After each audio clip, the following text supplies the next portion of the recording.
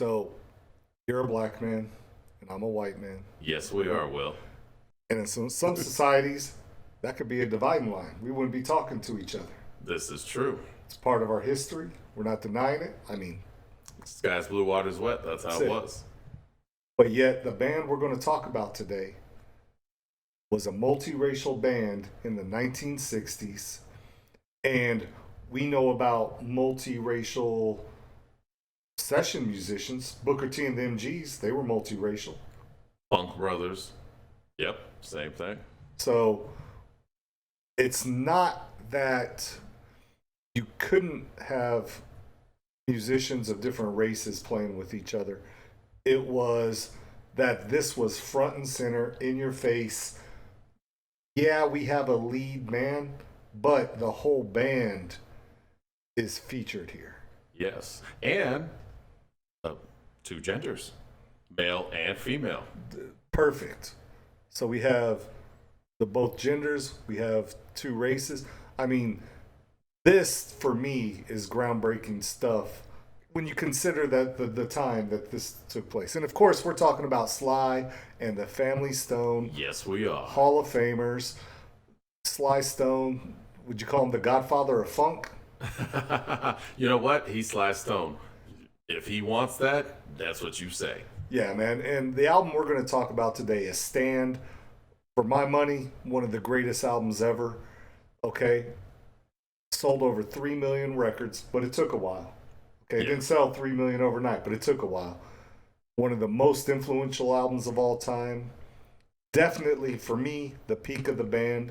And it was also one of Rolling Stone's top 500 albums of all time. So, Oh, wow. this is a critically acclaimed album that we're about to dive into, Ken. Oh, yeah. Anytime. So, as a guitar geek, that's nothing new. We know this. The day that James Marshall Hendrix died, he was his plan was to wake up and go jam with Sly and the Family Stone. Man, could you imagine the type of music those two dudes could play together? Oh, yeah. And And if Larry Graham's laying it down on bass, done. But that's the influence that Sly and the Family Stone had on the world. The fact that Hendrix himself said, "Hey, I like you guys. I want to jam with y'all." That was my Hendrix impression. it's better than your Peter Frampton guitar impression, man. Anyway. That they influenced Hendrix. The fact that Herbie Hancock heard Sly and the Family Stone and said, "Oh snap, you've changed my life. I have to do this. How can I get in on the funk?" And Herbie Hancock was straight jazz. Herbie Hancock grew up playing. He was part of Miles Davis's second quintet. Now, I know you don't listen to Miles Davis. Most of y'all ain't out there. I've heard some of them. I've heard But Bitches thing is, Brew. you've heard the name. Was it Kind of Blue? Yeah, Yeah, no, I've listened to the songs. that's funny. So Herbie Hancock was in between there. He was Okay. in between Kind of Blue and Bitches Brew. So I haven't heard Herbie Hancock on Oh, Miles actually? records. You've heard him, and everyone listening to this has heard it, because when we were a kid and breakdancing, that song "Rocket," dun dun dun dun, that's Herbie Hancock. No, I know that, man. I'm saying I didn't hear him in Miles Davis's band. If those are the only two Miles Davis albums I've listened to.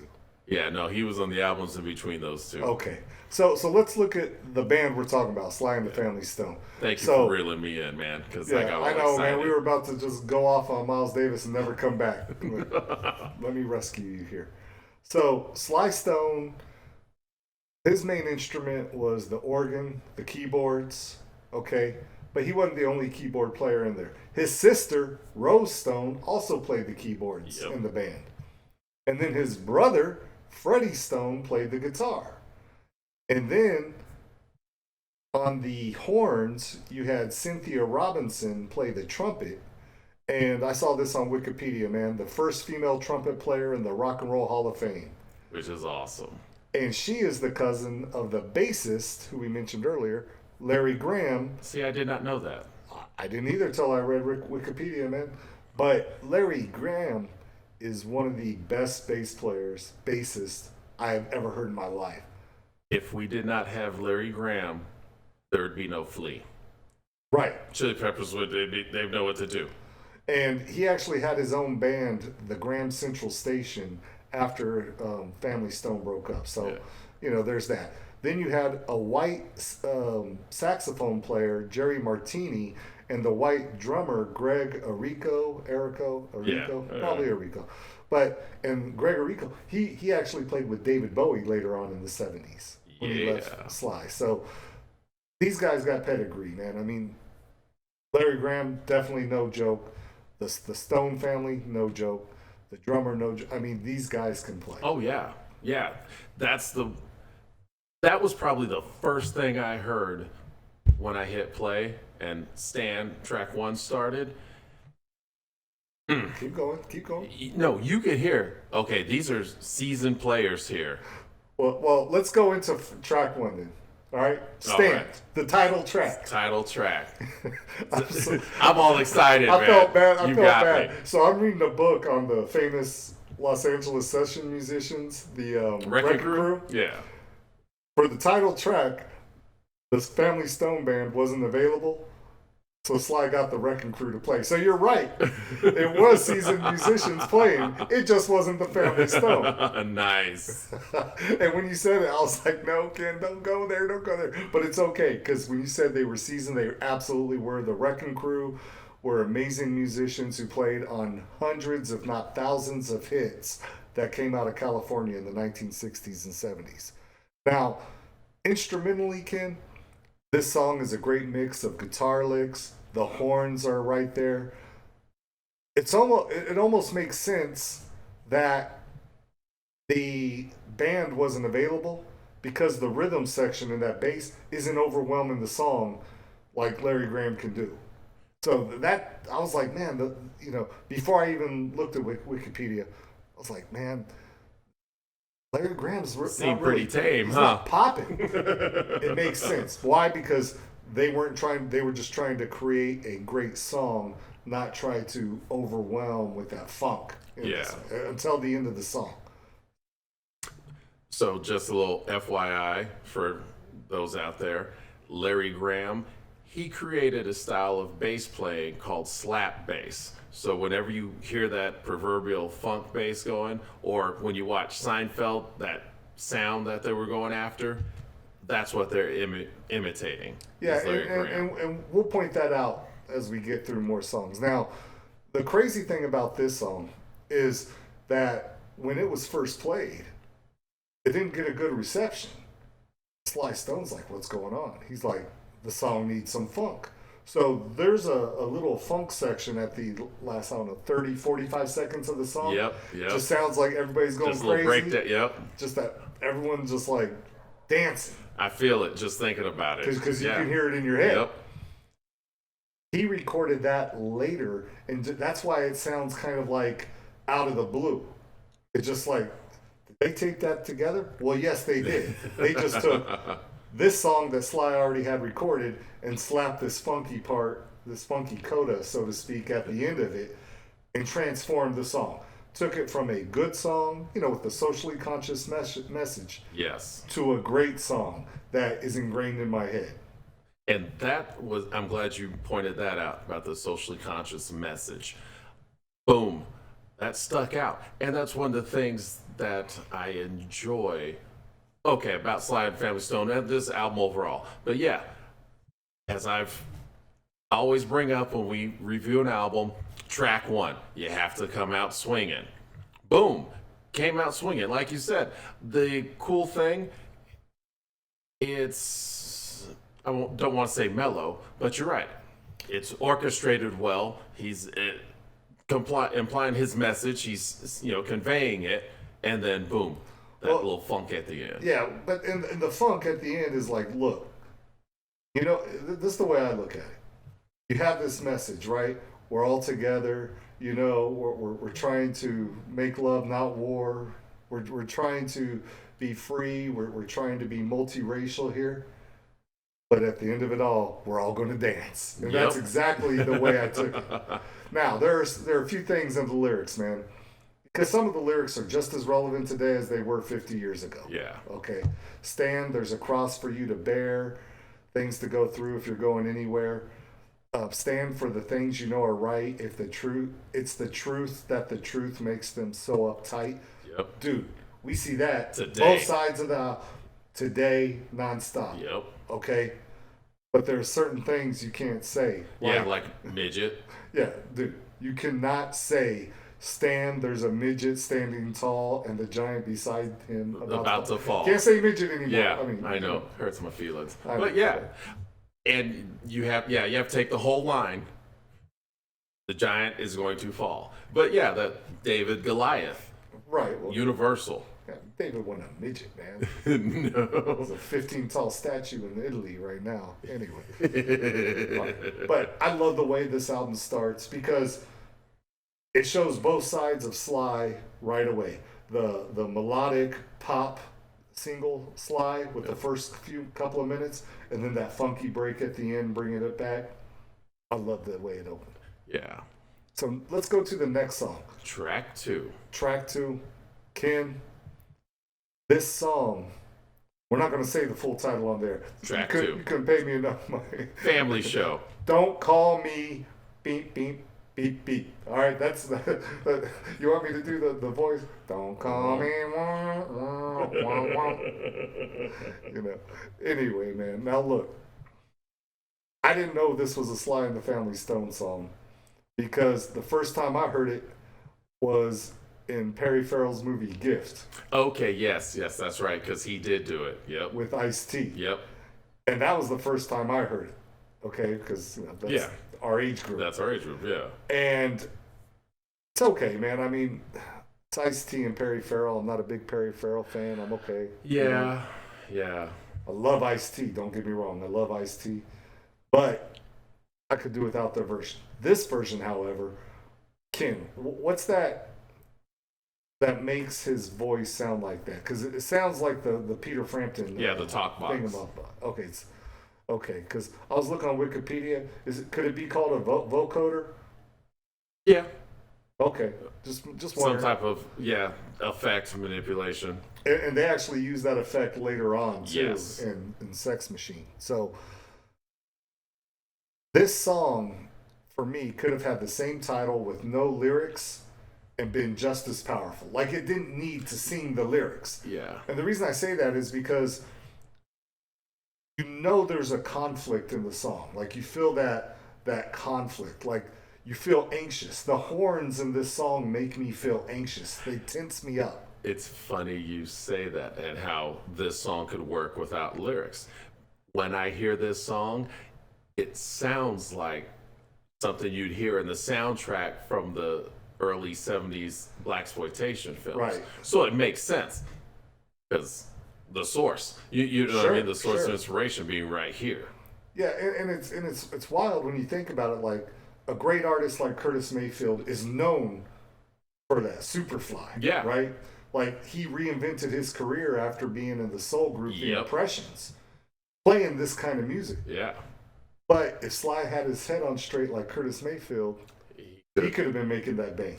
Yep. You know, and it just all fell apart, unfortunately. But for this song, definitely a political statement, especially in the year 1968, to have those lyrics, don't call me, wow, wow, wow, wow. You know, we're not saying the words on there, folks, sorry. And so, as I listened to it again, political statement, it reminded me or brought to mind Billie Holiday's Strange Fruit.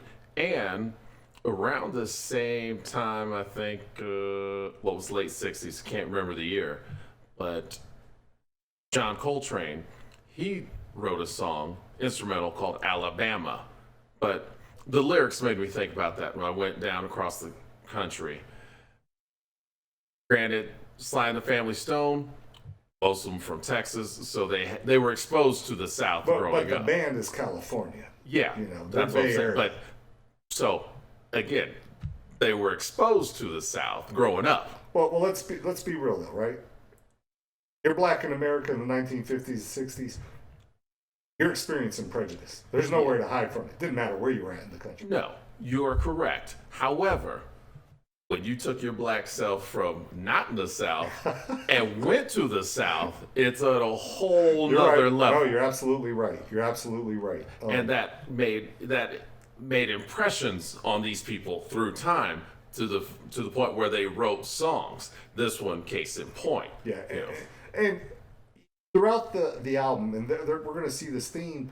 It's a positive album, man. Oh yeah, and I mean, this is a unity album, not a division album. yeah, and even with this song, because it is about unity, and it's also addressing the thorn in the side. And Right. we will be better if we pull this thorn out the side. We can't ignore it. Yeah, and don't get me wrong. I'm actually not opposed to the title of the song. I just didn't think they had to even say it in the words because I don't think it adds to the song or to the music. Yeah, you're right. It's strong Like, enough I to feel where. like it should just be an instrumental. You get your point across, as we'll talk about the instrumental later. Yeah. Anyway, let's move on to track 3, side 1. Okay. This is famous. One, because it was the B-side to Stand, because Stand made the top 15. It was like a number 13 hit. This was the B-side, still made the top 40. Yeah. Okay? I Want to Take You Higher. This song is known because on the Woodstock album and movie, this was the song that was featured. And it showed Sly and the family in all their glory playing at Woodstock. Yes. This is when the stars aligned. Oh, man. And the world said, oh, that's Sly and the Family Stone. Hello. Right. And not just that, but I want to say that they played, I don't know this. This is like me going off a bad memory. I want to say they played like at 4 a.m. or something crazy. Yeah, like, could be. You know, but when you watch the video, it's all in like almost like a dark blue light. You know, and it's pitch dark. So you know they're playing at night. Yep. There's not a light in the night sky, okay?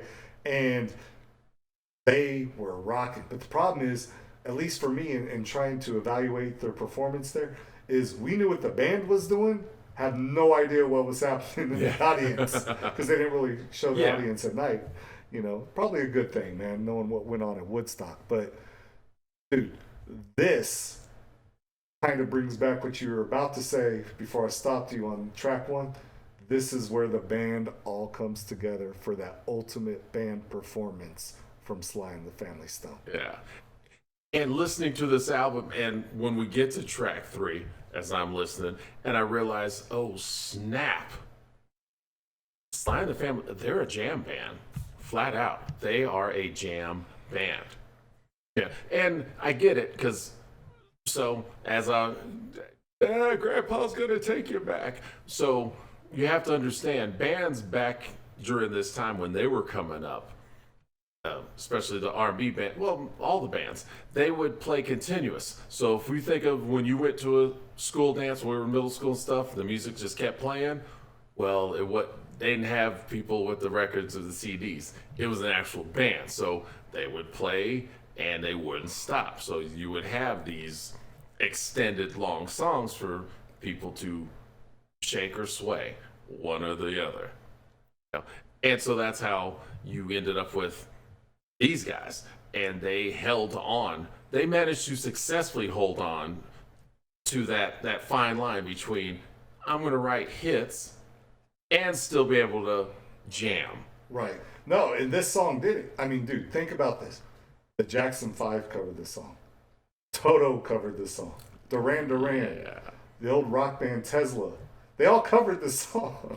I mean, that's a pretty diverse group of bands to be covering this particular song. To be influenced. Yeah, you're right. You are correct, which is awesome. Yeah, and dude, this was not lost on the public. This was the B-side to their politically conscious social unity song. Okay? Yep. This was the B-side, still made the top 40. Which is awesome. And we still got several more top 40 hits to go on this album. That's what's amazing about this album. But I'm not done with this song yet, man. Bring it. Look, they give the horns their due on this song. Larry Graham has a little funky bass solo. He's singing too. They have a little guitar solo. Now, what pisses me off about the Woodstock performance is they show Cynthia Robinson playing her trumpet. That's cool, man. Yeah. Dude, they don't show Larry Grant. They don't feature him in that video cut, and they don't feature Freddie Stone playing the guitar. Oh, yeah. I was like, come on, man. I want to see these guys getting down. Man, don't give me a time machine, because there will be so many camera people that would have the taste slapped out their mouths from being at these monumental performances with the camera and filming stupid things like ladybugs or whatever while you have these musicians who are coming right and laying it down, and they're not even paying attention to it.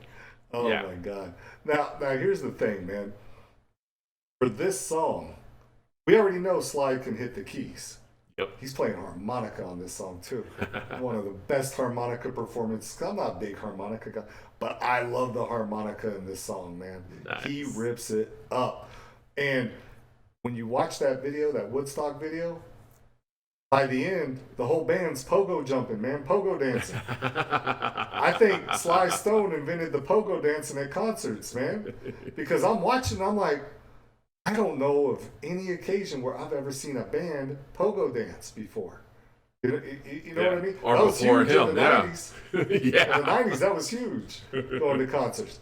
And that was the way, like, people could jump up and down and not get hurt. Yeah. Oh, about to say, hey, when that '90s thing comes back and our age group is there, yeah, it's gonna be a slight pogo. Just It's just going to be trying to lift your heels off the ground. Yeah. That's all it is.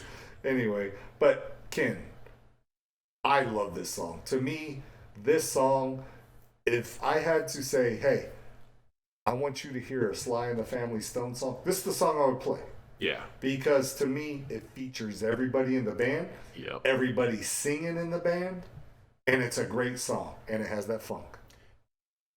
Funny you mentioned that about this song, because I'm listening and I know you love the Beatles, I love and them. I've wondered, and as I listen to it, I wonder, man, what did they think of Sly and the Family Stone? Because, and you hit it on the head, or you point out one of the things that grabbed me about this album. They're so harmonious. Everyone's singing, so the different timbres of the voices, Yeah. and it's rich and it's throughout. But now it's not very surprising, because the band leader is a keyboard player, so you naturally you're exposed. Your ear hears more of those colors, if you will. Well, I think musicians respect musicians. Yeah, and That's why they were on the front line of breaking color lines. And so that's why I wonder what the Beatles, since I know they were aware of Woodstock, but they did, they did attend. They were already breaking up, man. Like, Yeah. for all intents and purposes, when Sly was peaking, They the were Beatles done. were done. But, Let me explain. Let me give a history lesson real quick. yeah, I got where you're coming from. I'm curious what Well, I'm they gonna tell you. on I'm gonna tell you. individuals. For the last two albums, Beatles employed Billy Preston Yes. on the keys. Fifth Beatle. Fifth Beatle. Played on the rooftop with them and everything. Yep. Last performance. When you take somebody like Billy Preston, who once he started popping out them solo albums, he was laying the funk down in the 70s too. Will it go around Yep. in circles? Yep. Whatever. So I have a gut feeling that the Beatles would have gotten some of that groove. We were talking about jam bands earlier.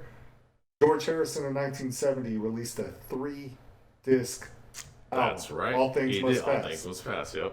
The third album was nothing but jams, man. It was just him and the musicians he had with him jamming out. Yeah. Wasn't that good, in my opinion. But whatever. Yeah. I love All Things Must Pass. Classic disc. But to me, it's a classic double album. I don't listen to the third. That's why the joke is, man, you take out the 3 albums, the first 2 are all scratched up, and the third one's pristine. Yeah. Because it's never touched. Anyway, let's move on, man. Let's do song 4 on side 1 here. Oh, say it before we go. Boom shakalaka laka boom shakalaka Oh. boom. All right, I had to say it. No. Okay. What he's referring to is the hook, and I Want to Take You Higher. One of the greatest hooks. I mean, if you've seen that Woodstock performance, you know boom shakalaka laka, boom shakalaka laka. Like, it's Done. And if you interact with me for more than 30 minutes at any point in the day, I'm going to say, boom, shakalaka. So I got my fill right now, right? Okay, good. All right, now let's go to song 4, man. And song 4 is called Somebody's Watching You. Now, I do like elements of this song. For example, the horns are heavy in this song, man. It could have been a song released by Chicago Transit Authority. It could have been featured as a horn track. But for this album, I don't think it works. I understand what they're doing. They're keeping the bubblegum vibe, the summer of love. They're keeping it poppy, flowery. It's not what I want to hear on this. I want to dance, man. I want to hear the funk. And there's zero funk in this song. Zero funk. Man, and the sad part about that, Will, is I cannot contest anything you've just said. Well, because dude, I agree with you, man. If you were to take this song and, you know what, if we could have had someone else record it over there on some other album, even some other art, or even just at a different album, but you're right. On this album, no, man, you already got... You've taken me higher. Don't bring me down. Right. And I want to keep it going. And not only that, so we go from politically conscious stand, politically conscious, don't call Track me, 2. wah, wah, wah, wah. And then we go to I Want to Take You Higher. And we're happy and we're in a good place and we're boom shaka laka laka, boom shaka laka laka. And we're there. You grabbed us. And then you're saying, well, now we want to go to the Golden Gate Bridge and be trippy and have flowers in our hands. And I'm just like, man, I don't want that right now, Sly. Yeah. You can't give me this when you just gave me that. Yeah. You know? And the lyrics, man, it's talking about shady people, you know, it's kind of a creep song. But it's just not a song that I feel should be on one of the greatest albums of all time. Because probably won't hear me say anything bad about this album after this point. Yeah, You know? and like I said, even if this song were to be somewhere else on some other album, or if someone else recorded it, you know, someone else recorded it. I love bubblegum music. Yeah, and if someone else recorded this song, they probably would have knocked it out the park. You know what hurts my feelings the most about this song? And it's not even about this song. Because the song is It's kind of not a a bad song. It's a Okay. solid song. A few months later, they released the big hit, Hot Fun in the Summertime. My favorite Sly Stone song of all time. Not the one that I would show people they wanted to hear Sly and the Family Stone, but my favorite personal song. Yeah. I love songs about summer. Anyway, now, for me, you take this song off, you put Hot Fun in the Summertime on there. One, the amount of hits on that album would be obscene. But two, then we're going from a great album, a classic album, to top 5 greatest albums of all time. Yeah, an for me. untouchable album. Yeah, at that because point. then you're taking me higher, but then you're dropping me into summer instead of giving me creep vibes. I'm into it, man. Yeah. But that's not what happened, and that's okay. And you It's know okay. what? Maybe that was Sly's way of looking out for us in the world, because I don't think the world could have handled an album like that. That might be true. That might be true. Thank you, Sly, for Okay. looking out for us. That's exactly what he was doing. Anyway, let's go to the last song on side 1, Sing a Simple Song. Now, look, they already gave us a flavor of taking turns singing, Yep. okay? But man, musically, this is funky. Dude, you brought him up earlier, Larry Graham. I'm just going to shut up and let you praise Larry Graham for the next minute. So I will tell y'all this right now. If Larry Graham walks up to you and were to sing, "Give me all your money in your wallet," because that man has a commanding velvet voice. You will reach in, you will hand him your money. Don't let him sing "Go Slap Your Mama" because she's getting slapped. I'm telling The you. way he And, slaps that bass. yeah, and that's the crazy thing. That man is so talented that you forget. It's almost like Nat King Cole. He's such a monster and beast on his instrument that you you don't see that because you're just so enamored by the velvet voice. And what's crazy is his charisma's off the charts. When they got inducted into the Rock and Roll Hall of Fame, Larry Graham was holding court because Sly didn't show up until like the last 30 seconds of the induction. Yeah, that's Larry right. Graham was the one holding court. There's an interview on YouTube. Anyone can look it up. Larry Graham is explaining how he came up with the slap bass technique. And he's saying it while playing the bass. And so it's almost like he's riffing along with the bass as he's talking to the host. Oh, yeah. It was one of the smoothest things I've ever seen in my life. There's a reason why Larry Graham is Larry Graham, and the rest of us just And admire. what's crazy is as he's giving that lesson, the host got exactly one question in because Larry Graham proceeded to take the next 5 minutes to explain how it came about, all while playing his instrument. It was wild. I love it. But this song right here, it's not as strong as I Want to Take You Higher, but it has the same spirit. Everybody's singing, everybody's chanting, everybody gets their parts in. Right here, the sax solo comes in a couple of minutes in. It's brief, but hey, we're gonna let that guy shine too. Oh, yeah. I love this song because it's clever. And the part that I love the most is where it says about the chorus, sing a little song, and she commences with the solfege. Try a little do, re, mi, fa, sol, la, ti, do. Yeah, she's shouting it too. Yeah. She's shouting it. the That's Cynthia eight- Robinson. She's the one who shouts. Just the 8 notes of the scale right there. Yeah, and look, man, even on the socially conscious songs on this album, Sly Stone isn't winning the Chrissy Hynde Award. Okay? Yeah, true, And, true. and that's okay. If Not you do. everybody can. Yeah, exactly. You know, but songs stay. Like I Want to Take You Higher, we could have easily said, oh, that's just a drug song. Well, the way they sing it, you don't even think that. Nah, Yeah. man, we want to dance more. We want to get that feeling of euphoria. You know, Stand, dude, I could name 30 songs that are more socially conscious than that one. But it still stands out. Yep. It still makes you dance at the end. For Sing a Simple Song, it does all those things. It makes you Yes. dance.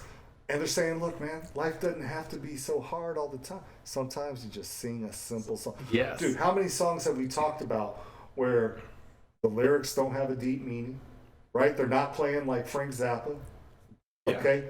They're just constructing well-crafted pop Yeah. songs. Like I said, this is clever. That's what, and I love it because you're right. Well-crafted pop song. And this is another song I really enjoy on this album. This would not be in my Sly Stone playlist as I'm driving down the road, but it's a song that if I'm playing the album, I'm not hitting the fast forward Yeah. or the skip track. So that's where it stands for me. Anyway, still a great side one, and we still have more to go with side two. Yes. Now, side two, Ken, begins with the biggest hit from this album. This song, Everyday People, was number one for 4 weeks in 1969, man. This was their biggest hit of their career. Not their only number one, because Family Affair also hit number Yep. one.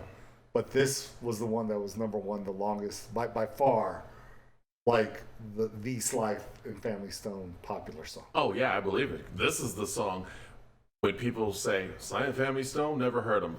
No, you have. You've 'Cause- heard the song. Yes, because and unfortunately, because when we grew up, now when I hear this song, a commercial of some sort pops in my head. Another song, man, covered by the Commodores, Jackson 5, Joan Jett, Prince. Okay? It's in the lexicon. Wow. You know, this is not a song that has gone under the radar. Like, this was the song that introduced me to Sly and the Family Stone. Because, you know, normally, Ken, I say, hey, when did you first discover this album? Man, I know good and well that you did not own this album as a kid. Okay? Yeah. I didn't either. You know what I had? The greatest hits. Yep. Okay, that's what I had. I had Sly and the Family Stone's greatest hits. hits. Yep. And half of them were on this album. Yeah. Okay, so for me though, this is the song that I remember. Okay, there's a band called Sly and the Family Stone. There's a song called Everyday People. It's Sly and the Family Stone song. And until I actually like got the greatest hits, started listening to oldie stations, and diving into those songs, Yeah. that's when I discovered, the greatness of the band. Whereas before, they have a few hits that I've heard on the radio. Yep. Yeah. No, you're spot on. And for me, what I love about this is that we already talked about it in the intro. You got women in the band, you got men in the band, you got whites in the band, you got blacks in the band. This song is everyday people. They're saying, look, Sly and the Family Stone is everyday people. Yeah. What I also like about this song and that theme, 2 chords, man. The whole song is 2 chords. With three notes. It 1 chord, jump to the chord, go back to the 1 chord. Okay. So I don't even know what that. I do know what that means. yeah. So he's just but playing. It is. It's 3 piano notes. He's banging 3 notes on a piano, 2 chords, right? That's it. Yeah, 2 chords. He's starting on one on a chord, jumping to another chord, and going back to the chord he started on. And everything else is either instrumental fills or vocal melody. Yeah. Right? So he's laying this sparse underground, if you will, foundation. G, C, G, G, C, G. Just laying this groove. The band comes in, they're cooking it. Boom, laying out the message. And earlier you mentioned Larry Graham and his slap bass. Yeah. He said that this was the first time he used that technique in his song. Nice. This is the song, which is crazy because this song, I don't think of it as a funky song. It's pure pop song. Yeah, and that makes sense though that this would be the first time he used it, considering the story when he came up with it to add a percussive feel. And Right. This song drives it grooves, not so much like a drive, like a hard drive, but it moves. It has a nice move to it. So I could see him wanting to add to that or get pulled into that drive, Right. not add to it, but I could see him succumbing to it and being entranced with it. And to continue that theme of everyday people, more vocals from the entire band. Yes. Once again, everybody's singing along. And I love that. That is, if anything could ever come back into this world of music, it is when full bands can sing and add. Oh, it made such a difference with this band. Yeah, and the lyrics for this one, again, like I said, no Chrissy Hind here, but I've always loved certain lyrics in here, okay? Because right now, if you and I saw a guy with long hair, no big deal. Yeah. You know why? Because they've been around for 50 plus years. My boy's head is bleach blonde right now. Oh my goodness. So, yeah. Okay. All right.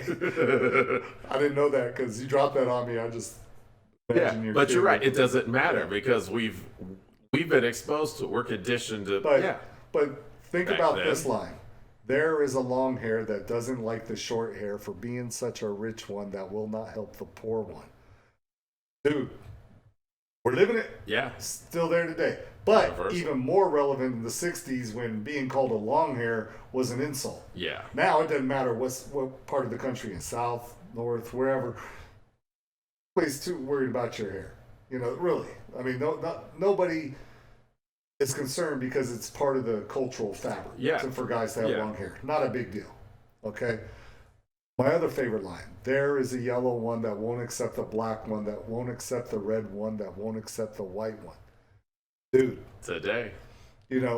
And so on and so on and Scooby Dooby Doo. Why? Because I still got to keep it fun. This is still a dance record. Yep. And that's what we're going to continue Yeah. to do. We're going to throw in that message. I'm gonna keep. Yeah, But we're exactly. keeping it light. You're gonna shake or sway, but I'm gonna put a message in there. So think about this, man. Like, we got another politically conscious song, another top 10, this one number 1 song. Yep. This one considered one of the 500 greatest songs of all time, according to Rolling Stone magazine. And so yet, this band keeps doing it. Like, they have not let up, except for that one brief blip, song 4, side one. Anyway, they do not let up in the sense that they continue to say, this is what we are. We're pop, we're funk, we're white, we're black, we're man, we're woman. And they do it throughout the whole album. Like, this theme really pops out because I've heard their albums. I've heard every album up through Fresh, okay? Okay. Which I think was their second album in the 70s. And this album, more so than any before it, is really where you get that sense where, wait a minute. Okay, this is a black band with white members. This is a male-led band. Sly Stone is the star, right? Yep. He's superstar. With females who make meaningful contributions. This song just brings it all together again within this album. It's just, to me, it's why they're in the Hall of Fame. It's why they're an amazing band. It's why we said we're doing a Sly Stone album. Yep. Because it leads off. There are so many artists we could talk about through the 70s and 80s and beyond. Rap music and samples would be non-existent without those samples and that funk that came before. Oh, yeah. That laid the foundation for so many great tracks. Yeah. Funny. You said that. I'm thinking, man, didn't Arrested Development do a take on this song? Maybe. Rap band back in the 90s. Dude, that was 30 years ago, man. I listened to some Arrested Development videos, but man. 30 years ago. Yeah, man. That was, Yeah. 28 years ago. Oh, okay. It was a while back. Yeah. Crazy. I don't have that kind of memory. Anyway, let's go to song 2 on side 2. This one. Now, this song has no lyrics. I wish song 2 on side 1 had no lyrics. Well, song 2 on side 2 has no lyrics.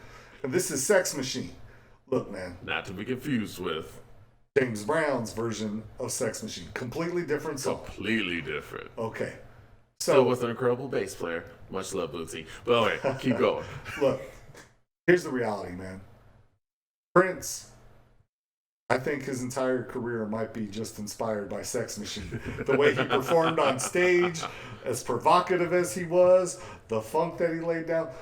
Dude, listening to this song, yep, this influenced Prince. Like, there was no doubt in my mind. Yeah. He was probably saying, wow, when I grow up, I want to be Sly Stone. And I also want to be Ernie Isley and Carlos Santana's love child, which he was when he played guitar. Well, he ended up being that way, yeah. But yeah, you are correct. If anyone said, what if, oh, yep, this is it. This is what did it for him. Look, man. This might be, I think, the first instrumental that we've actually talked about on this show. Yeah. Okay. No, you're right. And so we're going to approach it a little bit differently, right? I mean, we're not just going to talk about sex and machines for the next 5 minutes. Yeah. We're going to talk about the music here and how it builds and how they feature the performers again, which is what a great band does. Okay. You mentioned Ernie Isley. All right. And we're going to do an Isley Brothers album. Yes, because we are. I've been listening to some Isley Brothers albums. Oh, my God. And your life is better. My life is infinitely better. Like, I cannot believe how much of my life I've missed out by not listening to the Isley Brothers the entire time. Like, such a great, just like, look, go from like the Isley Brothers in 1968 until 1978. Just listen to every album in between that 10-year period. And your life will be changed. And you will thank me later. Yes. Guaranteed. But look, on this album, guitar player who's setting it off is Freddie Stone. Dude, he does like 5 different guitar solos in this 14-minute song. Oh, yeah. As a kid, little side note, he played the hollow body. He had that big hollow body. And I used to look at them, before I knew how to play. And you just look at them, they're pretty. I always wondered, man, that thing looks so big and boxy. How? But yeah, he owns it. If he were a slave owner, that thing would be a slave. That really guitar, I said that. I went there. Only you can say I can yeah. say that. But yeah, no, that guitar knew. Yep, nope, Freddie, I'm his. He makes me do whatever he wants me to do. Now, what I like is that you have that main groove going throughout the whole thing. Wow, wow, wow, wow, wow. Yep, which Wow, reminds me of wow, Joe wow, Walsh. Wow, wow. Oh, yeah. I said that. This is infinitely better than Joe Walsh. Yes. Although I love Joe Walsh, but this song Could is have better influenced than him. that. Yeah, I'm sure it did. Because Yeah. these are sounds that people really aren't busting out Weren't in making 1969. before exactly that they weren't making before now, but we've heard since. Right. You know, and that are like commonplace now. Prince, I'm telling you, this is the soundtrack to Prince's career, man. And I gotta say it one more time. The other great thing about this almost 15-minute long instrumental, and I mentioned it earlier, this album demonstrates how this band, Sly and the Family Stone, were able to walk that line between putting out pop charting songs, hit chart songs, Their versatility. and maintaining their jam band capability, because this is a straight up jam. It's straight up blues jam. It's blues based. It's a blues song. Oh yeah. Okay. I would love to have seen them do this live, because absolutely. live they blew the house away. And as great as the musicians were in this band, to just go off for 14 minutes playing. Yeah. Yeah, no, I'm with you on that. And it's not just Freddie Stone tearing it up, because they let Jerry Martini, the saxophone player, Yep. white guy, they let him tear it up for a little bit. And then they go to the drum solo, which I don't know how many drum solos or extended drum solos in pop music, maybe in the jazz world, but in pop music, there were by 1969. I'm sure that they had started occurring more frequently on albums by this time. But then the drummer, Greg Errico, he tears it up to bring the song to the finale, man. I mean, you can tell these guys were having fun in the studio. They were jamming. They had their theme. They had that wow, wow, wow, wow, wow. They had that to keep everything together, the glue. They do their freak out, let my man fly high on the drums, and then just let it fade. Yep. It was great. Man, this is a song that when I first heard it, I was like, I can do without this song. I'm okay without it. Until I listened to it about 4 or 5 times, and now I don't want it out of my life.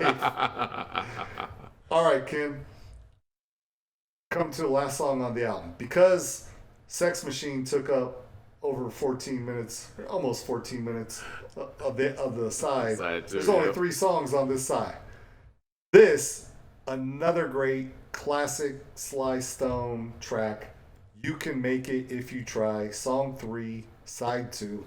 Look, so this song was originally recorded by a guy named Gene Allison. Okay? I think that was his name. Yeah, Gene Allison. Okay. 1957 or 58. All right.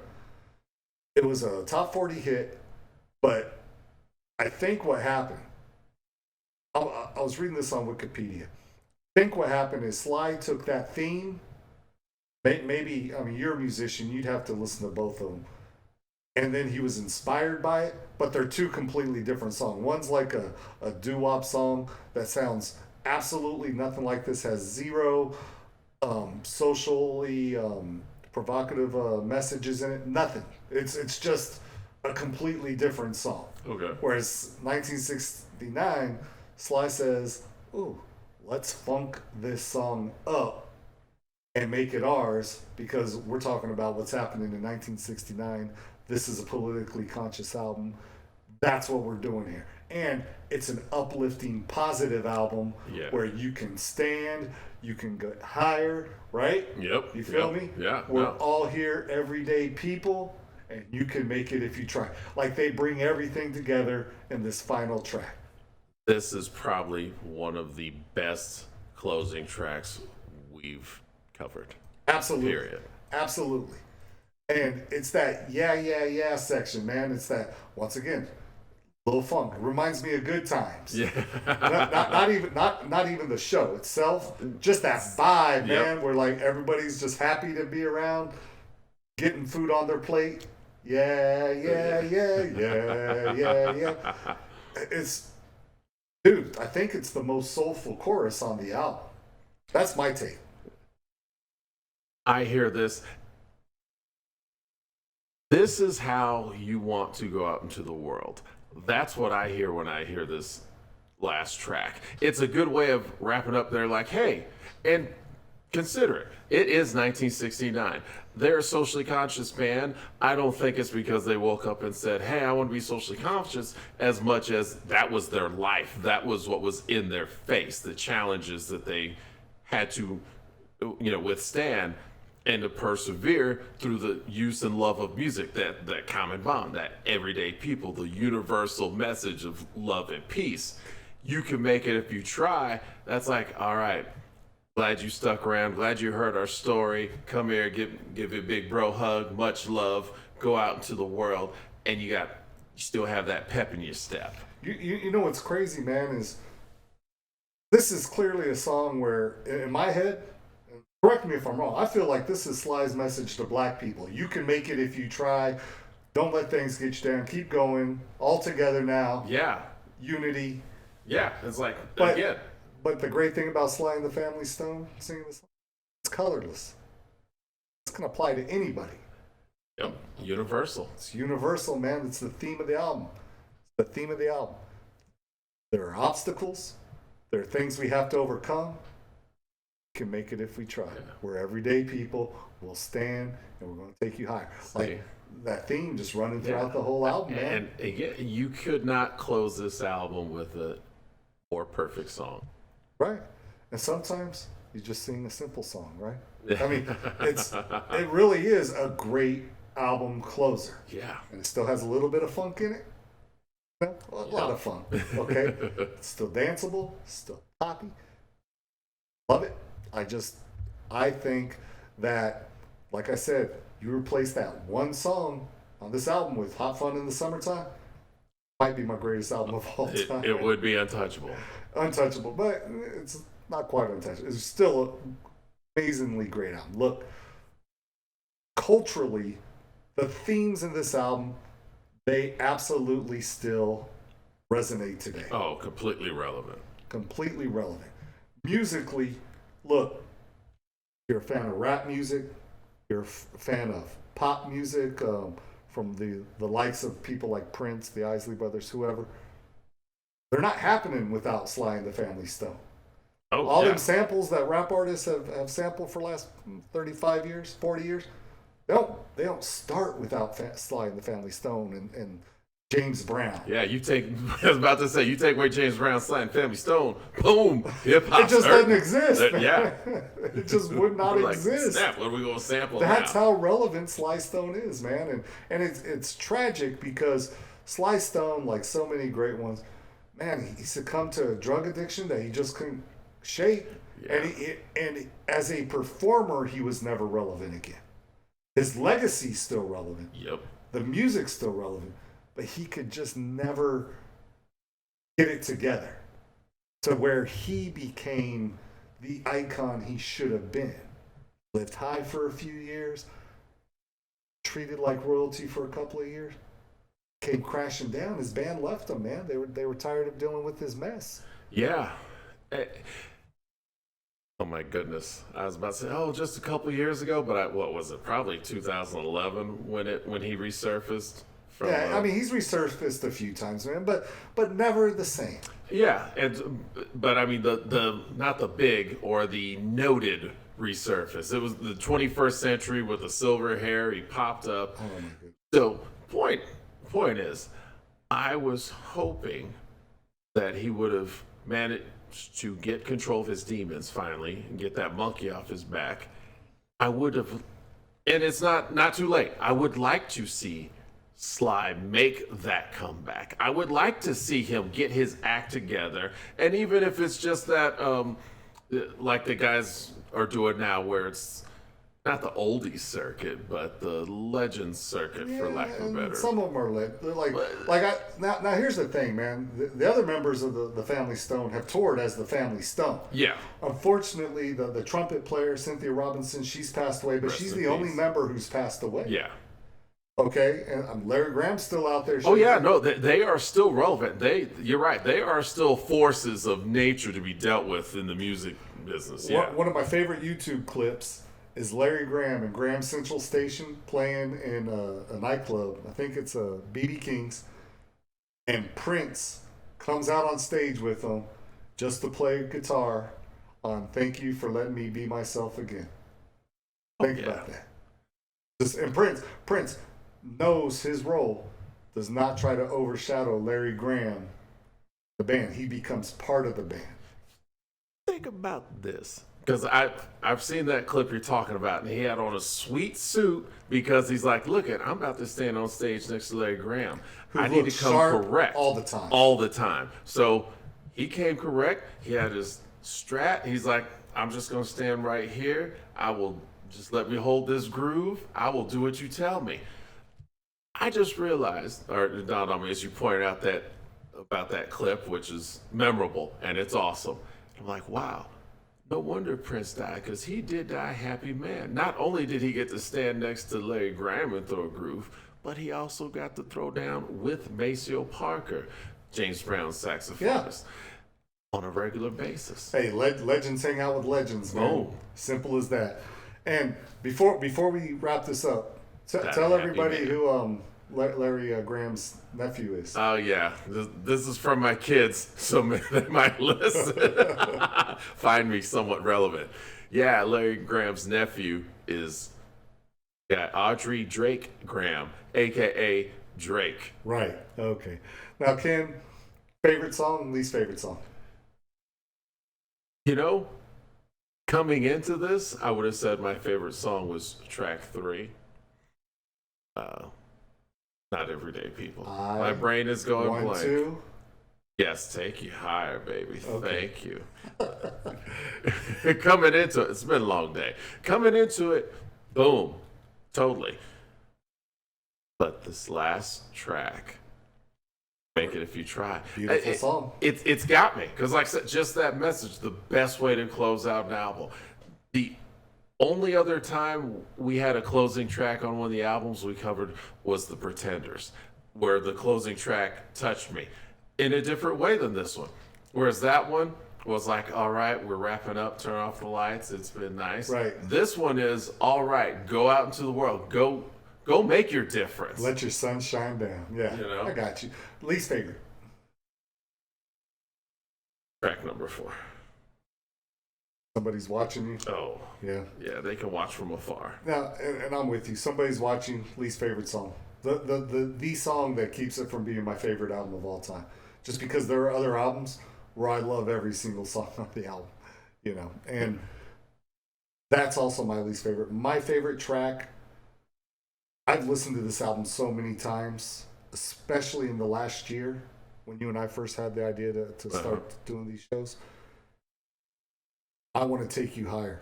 I love to watch the live performance. I love the interplay with the band. To me, it totally sums up what Sly and the Family Stone's about. But for the 30 years before that, I would have told you it was Everyday People, which I still love to this day. Yeah. Can't get enough of that one either. Can't get enough of this album, because I love that closer too. My favorite musical part is the Yeah, Yeah, Yeah section, and You Can Make It If You Try. Just an amazing album. If you're a fan of music, you're a fan of music history, if you're a fan of important albums, hopefully you already know this album, but if not, look in the links, listen to the entire album. And when you do, let us know what you think.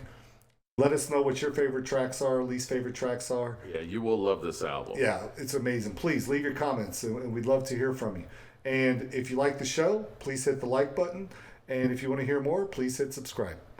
Until next time, bye-bye. Peace.